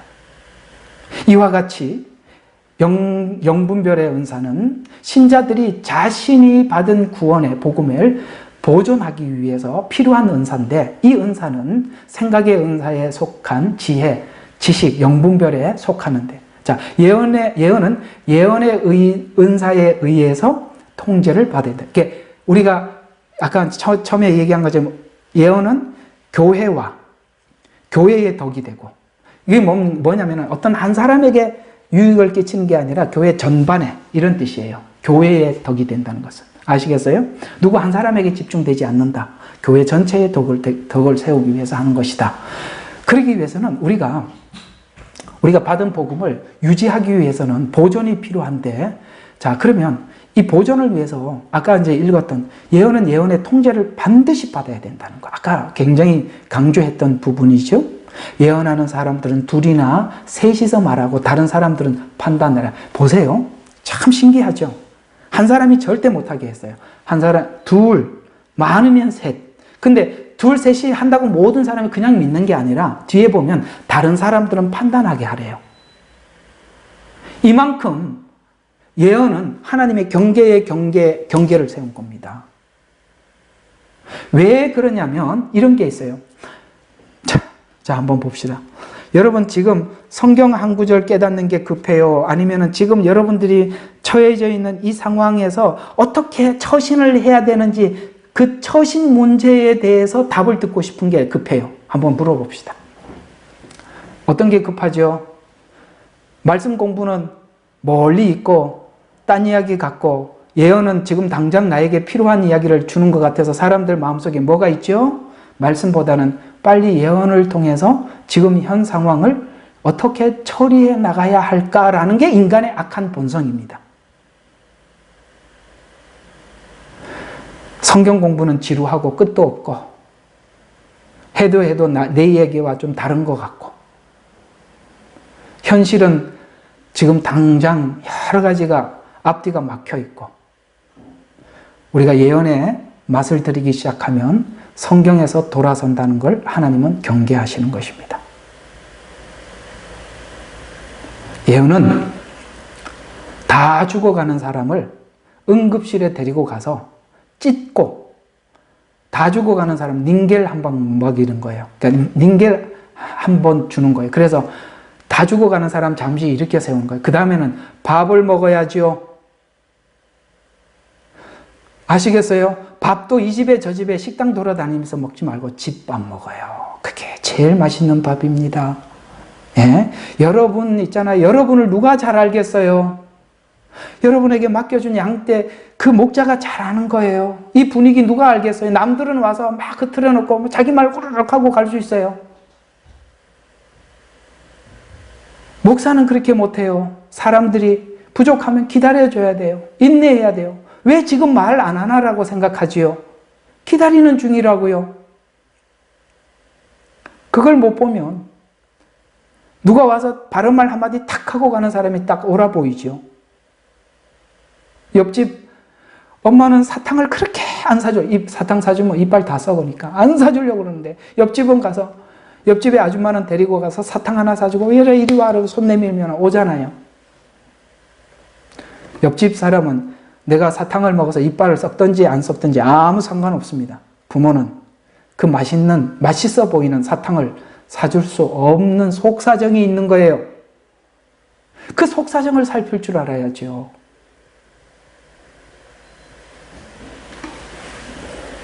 성경은 예언을 그렇게 경계했다는 것입니다. 둘이나 셋, 그걸 하는 걸로 끝나는 게 아니라 듣는 사람도 판단해라. 그게 교회에 유익을 주는지, 질서에 합당한지 판단해봐라. 아니면 버리라 이 말이에요.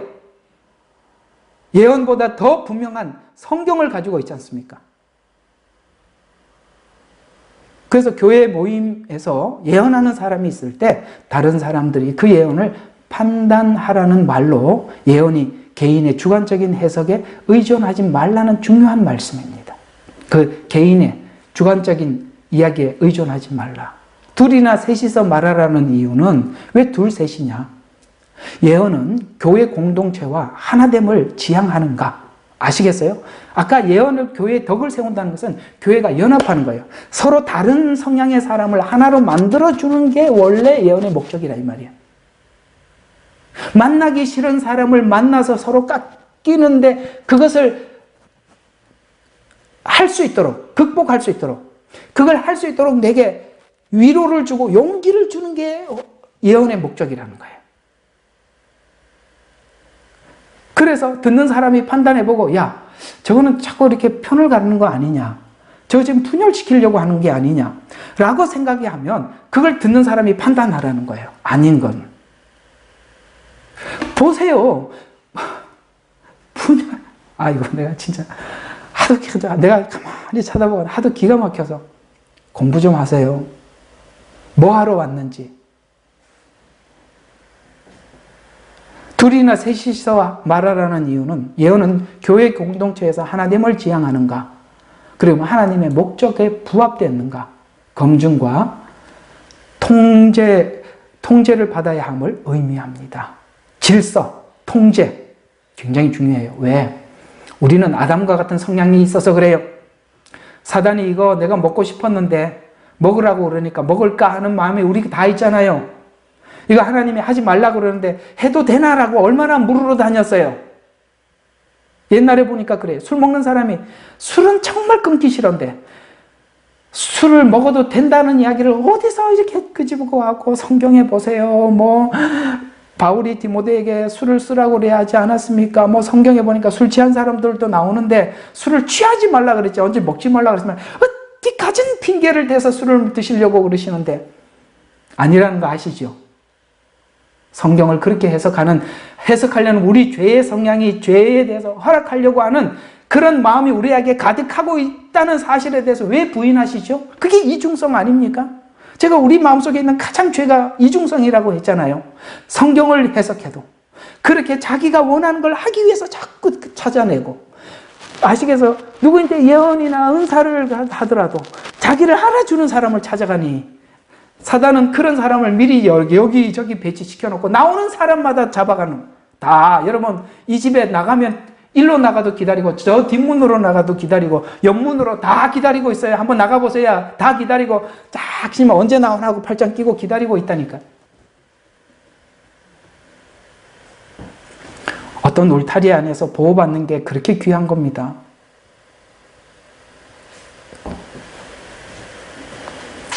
그래서 다른 사람이 판단하는 것으로 예언이 개인 과시용인지 전제를 위한 것인지 그 다음에 전체를 위한 것인지 판단하라는 것입니다.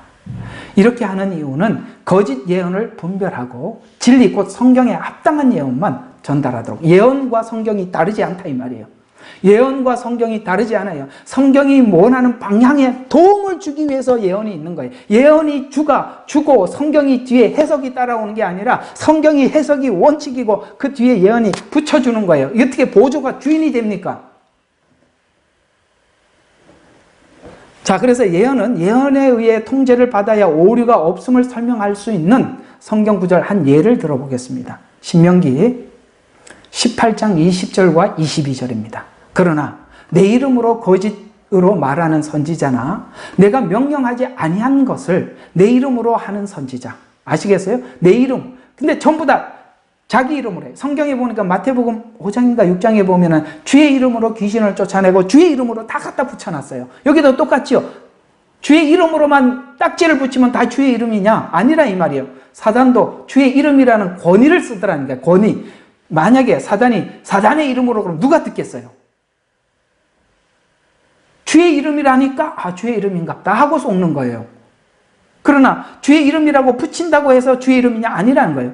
내 이름으로 거짓을 말하는 선지자나 내가 명령하지 아니한 것을 내 이름으로 하는 선지자 또는 다른 신의 이름으로 예언하는 선지자. 이게 뭐죠? 성경이 말하는 다른 예수, 다른 복음, 다른 영입니다. 똑같은 이야기를 갈라디아서 그대로 쓰고 있는 거예요. 그 선지자는 어떻게 알아? 죽임을 당할 것이나 너희가 마음속으로 이렇게 말할지도 모른다. 우리가 어떻게 여호와의 말씀이 아닌 것을 알 수 있을까? 선지자. 그래서 야, 주의 이름으로 말을 하는데 내가 이게 여호와의 예언이 아닌 것을 우리가 어떻게 알 수 있을까라고 질문할 것이다. 그러나 선지자가 여호와의 이름으로 예언을 하고 그 말이 이루어지거나 그대로 되지 않으면, 아시겠어요? 거짓 선지자의 말은 반드시 그대로 되지 않고 다르게 된다. 근데 그거는 시간이 지나고 세월이 흘러서 확인하는 거니까 억울하죠. 그래서 지금 배우라는 거예요. 다 속고 난 뒤에 담이 선교회 가서 박수치고 흰옷 입고 주님 모신다고 기다리고 있으면 뭐해요? 안 오는데. 그래서 그대로 되지 않으면 이것은 여호와의 말씀이 아니다. 그 선지자는 거짓으로 예언한 것이니 너희는 그를 두려워할지라. 거짓 선지자, 거짓 예언으로 두려움을 주었다. 그를 두려워하지 말라. 이거 무슨 말이죠? 그 거짓 선지자의 말을 들으니까 뭐가 생겼더라는 거예요? 두려움이 생겼더라. 두려워하지 말라라는 말은 두려움이 생겼었다라는 거예요. 어때요? 참 복음을 들으면 위로가 되고 내가 절망 속에 있더라도 하나님께서 이렇게 계획을 가지고 계시는구나라고 내가 소망이 생기는 거예요. 그러나 거짓 선지자의 말들은 우리를 두려움으로 사로잡아서 그 안에서 두려워서 따라가게 만들어요. 성화는 자발적으로 되는 것이지 두려움으로 만들지 않습니다. 그건 자유의지가 포함된 게 아니라, 아시겠어요? 두려움 때문에 따라가는 거예요. 만약에 복음이 그런 것이었더라면 하나님은 인류들을 두들겨 패고 회초리로 끌고 갔을 것입니다. 왜 와서 예수님이 십자가에 죽으셨겠어요? 우리 마음을 바꿔놓으려고 죽으신 건데. 복음하고 전혀 다르지 않습니까? 그래서 예언이 맞는 것이 중요하지 않아요. 일부는 맞을 수 있어요. 그래서 우리가 속는 거예요. 맞고 안 맞고가 중요한 게 아니라 성경은 열매를 보라고 얘기하는 거예요. 다시 한번 이야기해요. 뭘 보라고? 맞는 것 듣지 말고 열매를 봐라. 왜 자꾸 열매를 이야기할까? 열매는 그 나무의 결과기 때문에 그래요. 그래서 열매가 중요하다. 결과를 확인해 봐야 한다라는 이야기입니다. 그래서 이 구절은 예언이 실제로 이루어지는지 여부를 통해서 예언의 진위를 검증할 수 있음을 설명하는 것입니다. 이는 예언자가 주장하는 것이 실현되지 않을 경우 그 예언은 하나님으로부터 오지 않았다는 것을 의미합니다. 근데 우리가 지금 이 시대에 이 예언이 잘못되는 것이 얼마나 무서운 거냐면 지금 우리가 마지막 때를 살아가고 있는데 이 거짓된 사람들이 자기가 하나님의 음성을 들었네, 뭐 철장 권세, 난 철장 권세를 가진 참 여기 참 이게 입이 더러 무슨 뭔 권세를 받았느니 참 그래 그렇게 해서 아유 죄송합니다. 진짜 이거는 정말 너무너무 아닌 거라서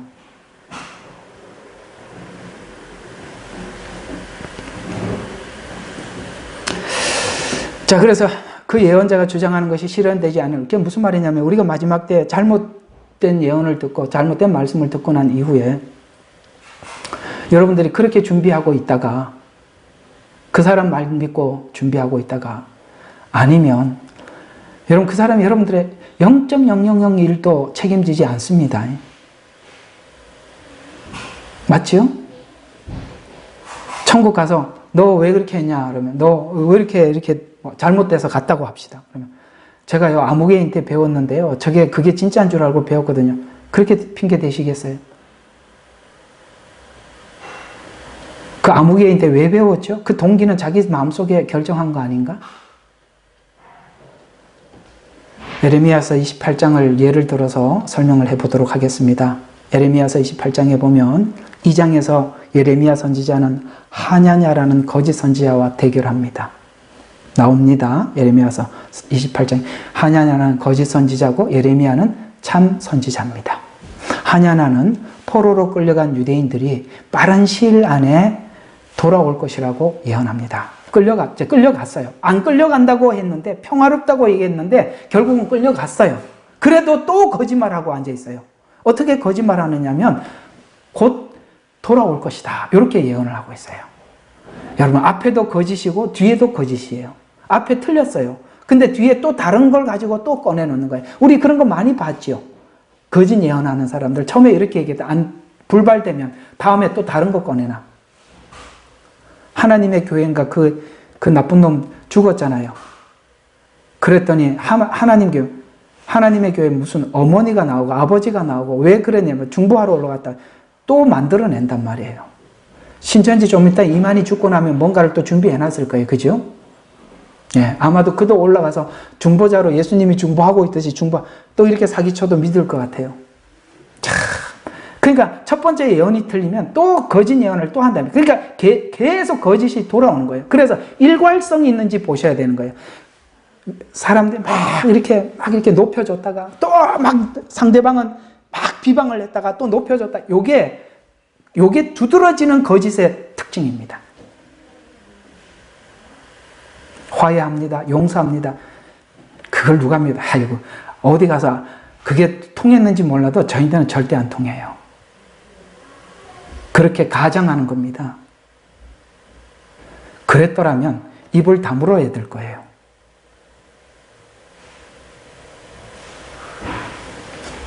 그게 열매라면 입을 다물어야 되는 거예요. 예레미야는 하냐냐의 예언이 거짓임을 밝히고 이는 실현되지 아니할 것을 예언합니다. 결국 하냐냐의 예언은 이루어지지 않고 예레미야 말대로 하냐냐는 그 예언을 했던 그의 사망을 합니다. 왜 하나님께서 사망을 하게 했을까요? 이 이스라엘을 어지럽히니까. 심각한 거예요. 예언이라는 것이 예레미야의 예언은 이스라엘 모두에게 유익을 줬어요. 포로로 잡혀가도 절망하지 않고 거기서 하나님께서 목적하신 훈련을 잘 받고 돌아오게 했어요. 맞죠? 훈련을 잘 받고 돌아와서 회복이 있었어요. 하냐냐의 예언은 처음에는 하나님께서 그럴 리가 없다. 예루살렘은 보호받는다. 이렇게 얘기해서 보호 안 받았죠. 그러면 사람들이 거기서 돌아서야 되는데 또 듣고 앉아있어요. 아시겠습니까? 계속 예언 자체가 계속 달라지는 거예요. 그리고 그 얼굴을 항상 바꿔요. 그래서 사망을 하게 한 것은 더 이상 그 입을 다물으라고. 왜? 혼란스럽게 하니까.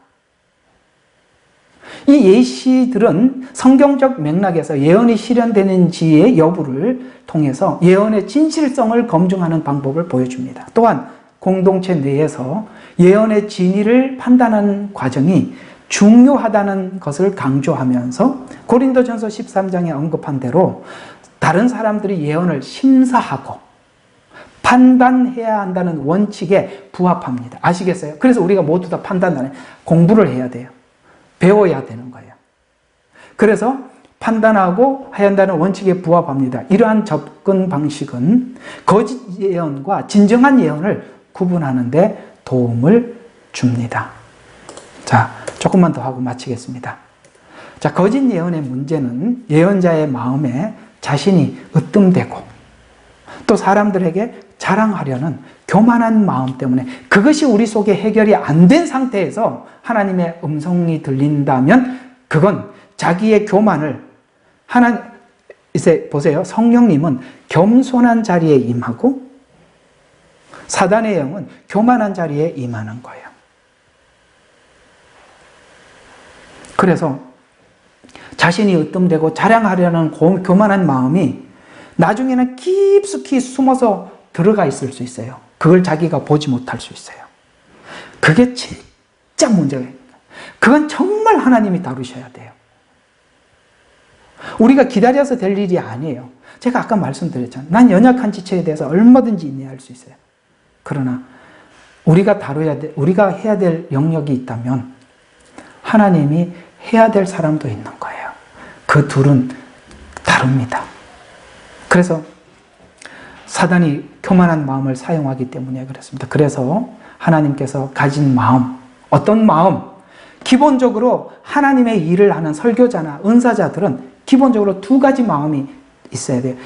영혼을 사랑하는 마음. 영혼을 사랑하는 마음에 가장 두드러지게 첫 번째로 나타나는 그 현상이 뭐냐면 사랑은 제일 처음에 뭐가 나오죠? 오래 참고.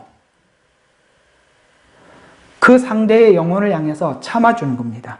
딱 부러지게 말을 지적하는 게 아니라 그 어린아이가 자랄 때까지 기다려주는 거예요. 그래서 원래 이 사랑은 오래 참고라는 말의 원어는 뭐냐면 내가 나에 대해서 참는다라는 뜻이에요. 내가 나에 대해서 참는다. 우리가 왜 못 참죠? 열받아서 못 참잖아. 성질나서 못 참는 거잖아요. 사랑은 첫 번째 속성은 내가 나에 대해서 참는 거예요. 보기 힘든 걸 보면서 견디는 거예요.